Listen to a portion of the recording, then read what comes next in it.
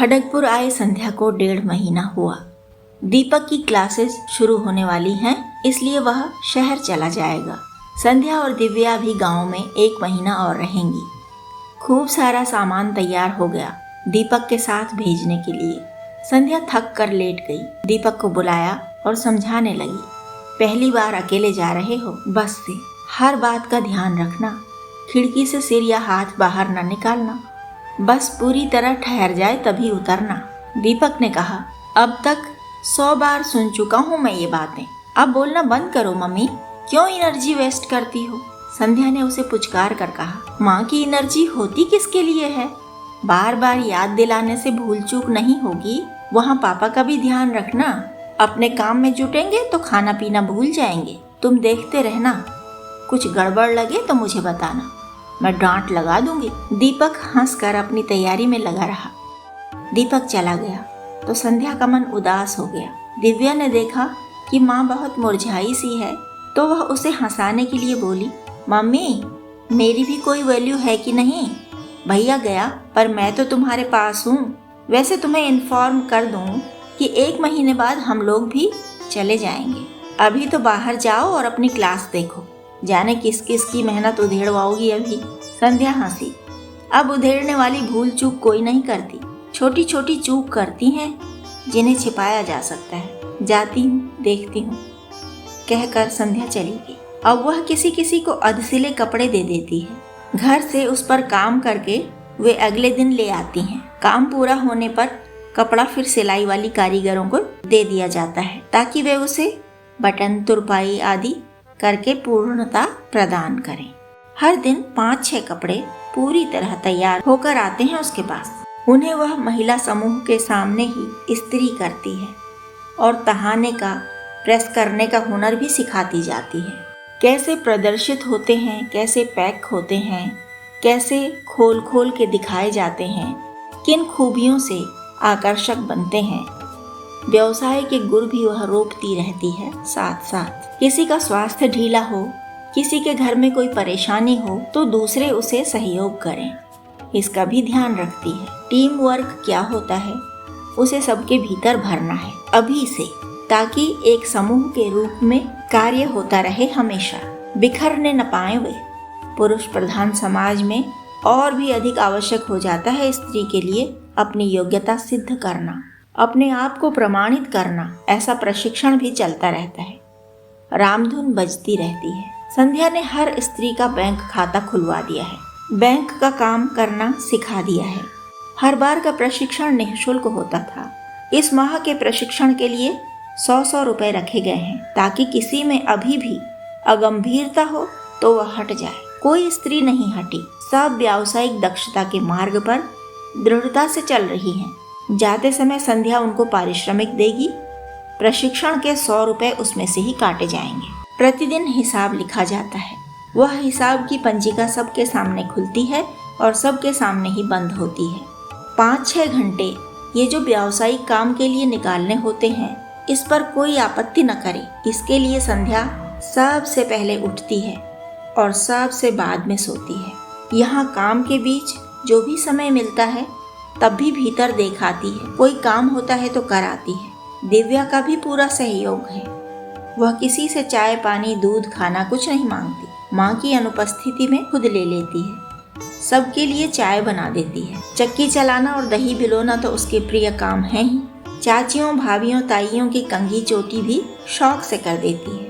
बच्चों को पढ़ा देती है। बिना किसी शिकवा शिकायत के अबाध रूप से काम चल रहा है। फूल पेड़ पौधों पर ही नहीं, कपड़ों पर भी उतरने लगे हैं। लहरें नदी सागर और ताल तलैयों में ही नहीं, कपड़ों पर भी उठने लगी हैं। इमोजी सोशल मीडिया पर ही नहीं, कपड़ों पर भी दिखने लगी हैं। जैसे जैसे महिलाओं के हाथ दक्ष हो रहे हैं, वैसे वैसे ही संध्या की प्रयोगशीलता बढ़ रही है। देखना है कि किस तरह के नमूनों को लोकप्रियता मिल पाती है। देखना है कि 30-40 परिवारों की गुजर बसर अच्छी तरह हो जाए। देखना है कि बरसों से चली आ रही अपनी मेहनत क्या रंग लाती है। एक धुन है, वह शक्ति देती है, अथक परिश्रम करने की शक्ति, पग पग बिना डगमगाए चलते रहने की शक्ति, सबको साथ लेकर सबको प्रसन्नता देकर बढ़ते रहने की शक्ति। 5 सूट और 5 साड़ियाँ उसने नमूने के तौर पर दीपक के साथ भेजी थीं। पति से फोन पर पूछा कि कैसा काम है, तो उसे प्रशंसा ही सुनने को मिली। कुछ विश्वसनीय सखियों को भी उसने फोन करके वे सूट साड़ियाँ देख लेने को कहा। वे संध्या के घर जाकर देख आईं और उन सब ने खूब तारीफ की। उसे प्रोत्साहन देने के लिए उन्हें खरीदने की बात भी कही। संध्या को अच्छा लगा कि वह विश्वास जीत पाई है, लोगों को सहयोग दिया है और पाने की आशा भी दिख रही है। अभी तक जीवन कुछ भिन्न था, घर परिवार, सगे संबंधी, पड़ोसी और पारिवारिक मित्र, लेकिन अब व्यावसायिक संबंध ही बनाने हैं। व्यवसाय से इतर केवल भटकाव हो सकता है, समय नष्ट करना हो सकता है, अपने पैर पर आप कुल्हाड़ी मारने जैसा भी हो सकता है। इसलिए संध्या सतर्क है, बस काम की बात करती है।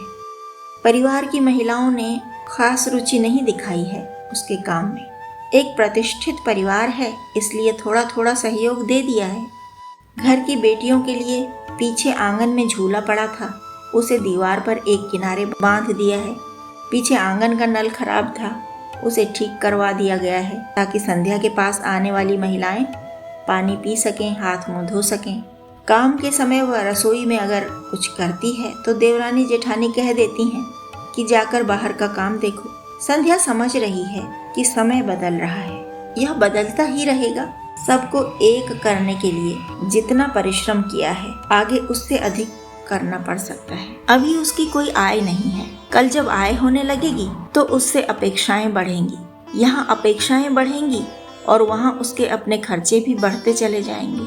उच्च शिक्षा देनी है बच्चों को। संध्या को हमेशा चिंता रहती है कि पैसे की कमी से बच्चों के जीवन में अवरोध न आए।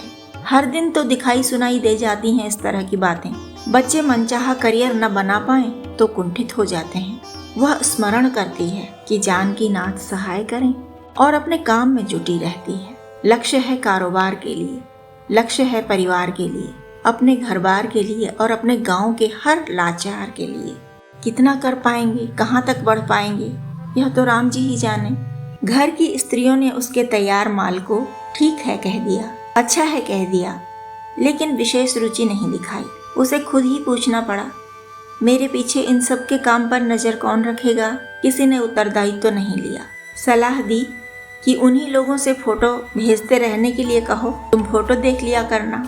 संध्या ने समझ लिया कि इन पर काम सौंपेगी भी तो ये बेमन से करेंगी, ऐसे में गड़बड़ हो सकती है, व्यवस्था कसनी होगी।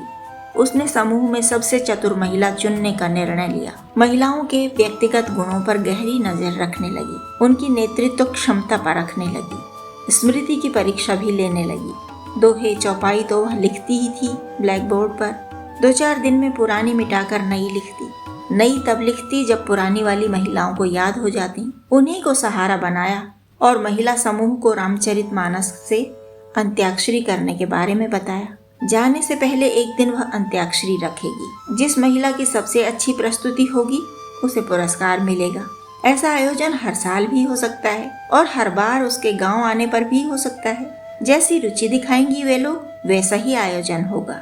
अनेक संभावनाओं पर विचार करते करते संध्या सोती और अगले दिन उठकर फिर नई नई संभावनाओं के बारे में सोचने लगती, हर बार इस प्रार्थना के साथ कि जानकी नाथ सहाय करें।